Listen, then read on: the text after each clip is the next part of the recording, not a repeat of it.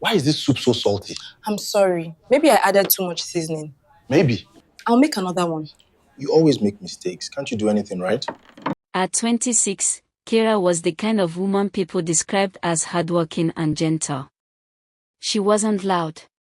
She wasn't troublesome. She simply wanted what many Nigerian women wanted: a peaceful home, a loving husband, and a bright future for her child. When she met Chidi 6 years earlier, he seemed like the answer to her prayers. He was handsome, educated, and employed at a bank in Lagos as a customer service attendant. He spoke confidently, dressed neatly, and always knew the right things to say. Back then, Kira worked as a cashier in a small supermarket. Their love story moved quickly. Within a year, they were married. At first, everything felt perfect. Then reality arrived. They moved into a small one-bedroom apartment in Suralere. Money became tight. Bills piled up. And slowly, Chidi changed. Or perhaps, Kira later realized, he simply stopped pretending. The criticism started first. You don't know how to cook. You are too slow. Why are you always making mistakes? Then came the insults. Then the shouting. Then the slaps. The first slap shocked both of them. Chidi immediately apologized. He promised. Kira, it will never happen again. She believed him. A month later, it happened again. And again. And again. Years passed. Their daughter, Ada, was born. For a short while, Chidi softened. He carried Ada proudly. He posted photos online. Friends praised him. You're such a responsible father. Nobody knew what happened behind closed doors. The moment visitors left, the smiling husband disappeared.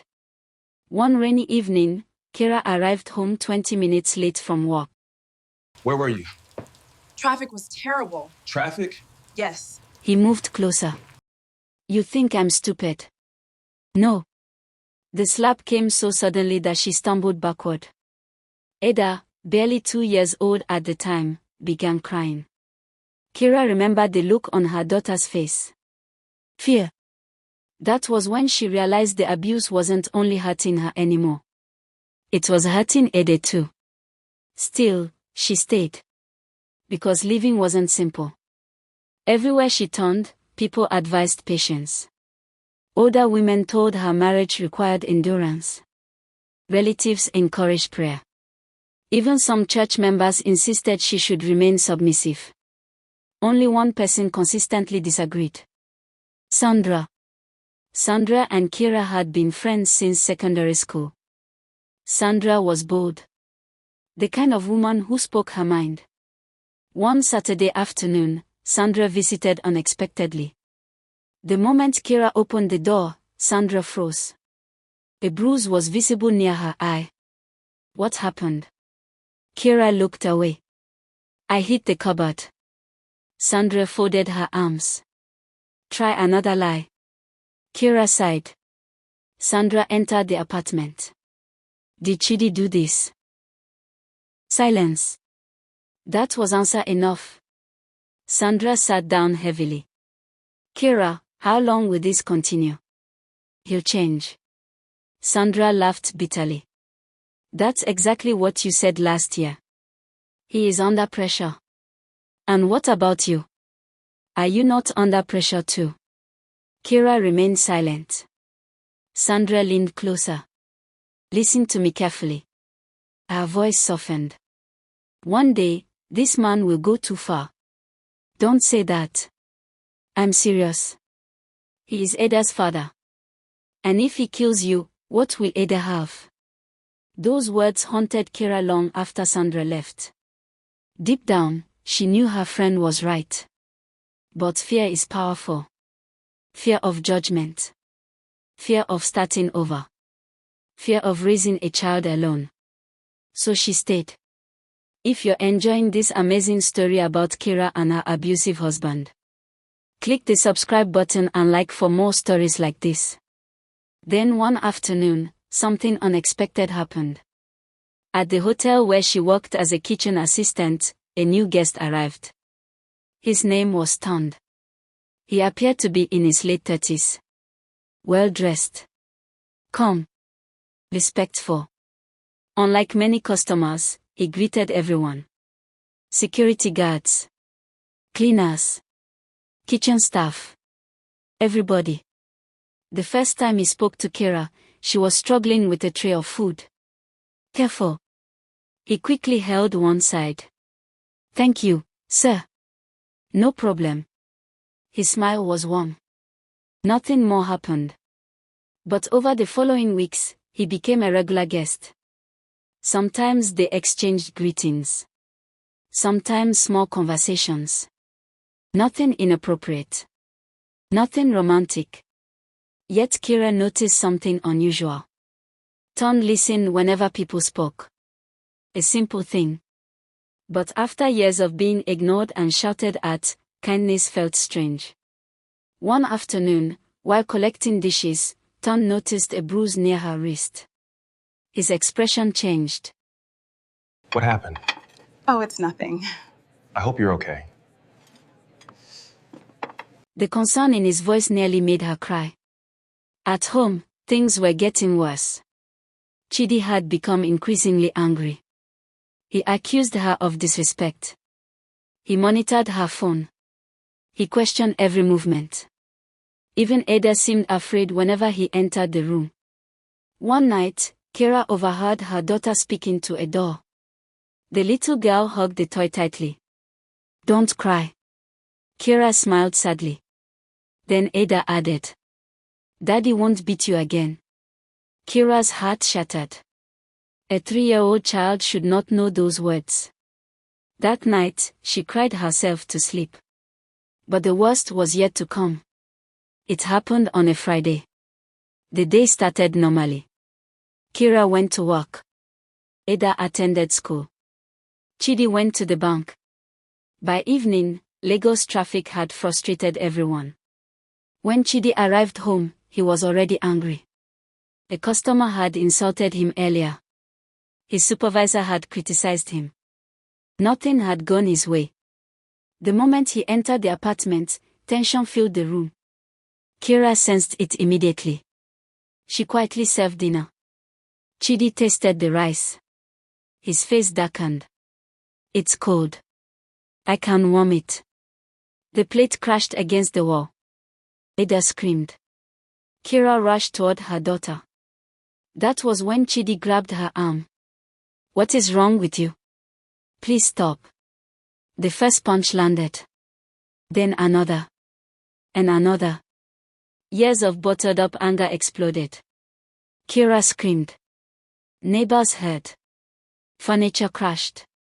Ada cried uncontrollably. Still, Chidi continued.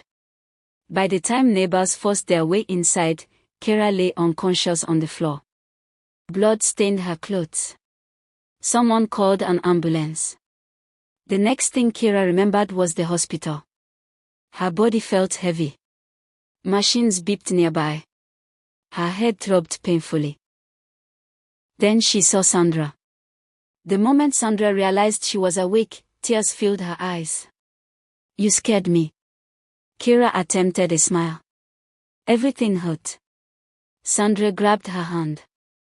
You almost died. The words hung heavily in the air. Neither woman spoke for a while.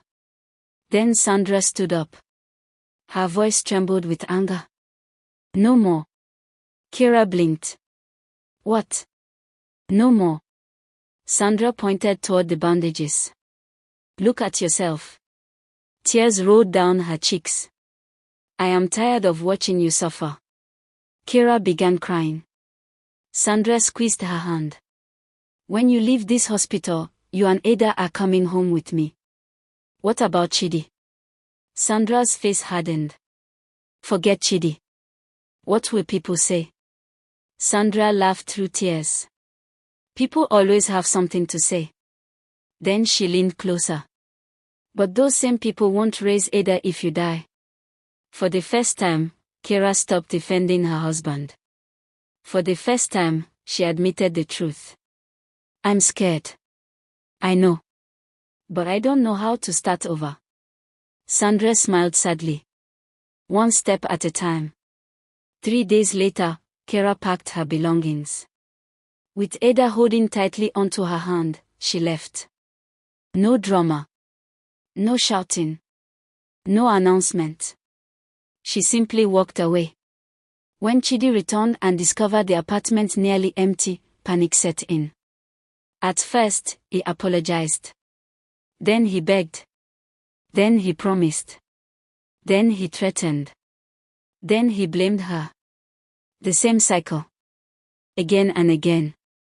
But this time, Kira refused to return.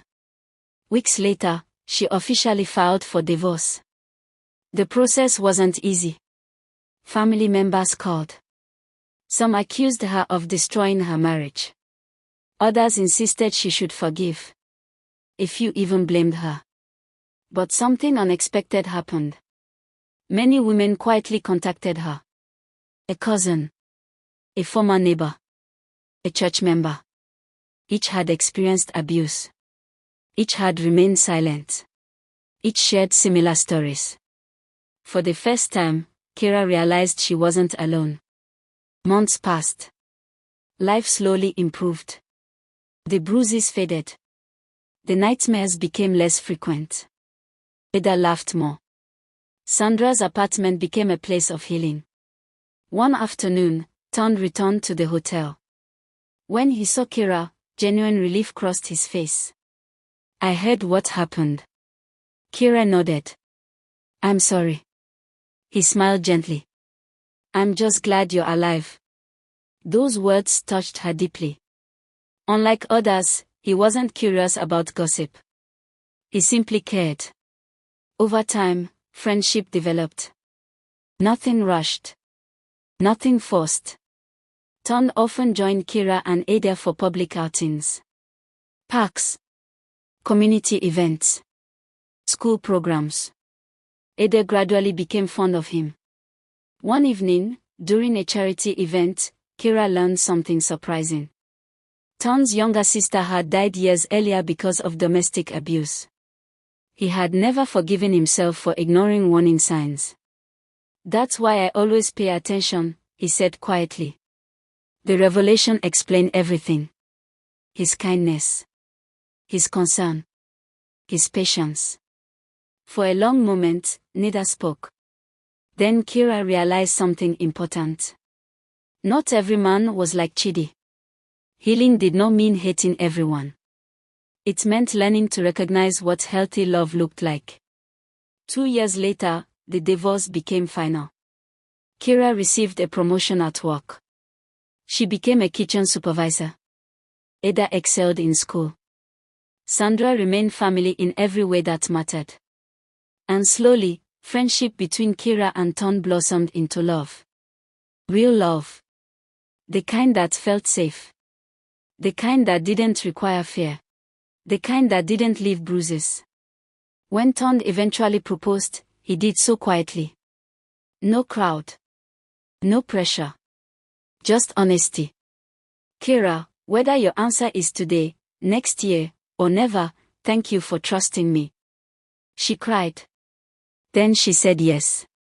Their wedding was simple. Beautiful. Filled with laughter. During the reception, Sandra stood before the guests. The room fell silent. She looked directly at Kira. I remember visiting a hospital and wondering if my best friend would survive. Tears filled many eyes. Sandra smiled. Today, I see a woman who chose life. Applause filled the hall. Kira looked around. At Sandra. At Ton. At Ada dancing happily with friends. Then she thought about the frightened woman she used to be. The woman who believed she had no choice. The woman who thought endurance was the same as strength. She knew better now. Real strength wasn't staying and suffering endlessly. Real strength was choosing life. Choosing peace. Choosing a future. As music filled the hall, Ada ran toward her mother and hugged her tightly. "Mommy, are you happy?" Kira looked at her daughter. Then at the people who truly loved her. And for the first time in many years, she answered honestly. "Yes, my darling. I am very happy." And this time, she truly meant it. If you enjoyed the story, like, subscribe and share this story to your friends.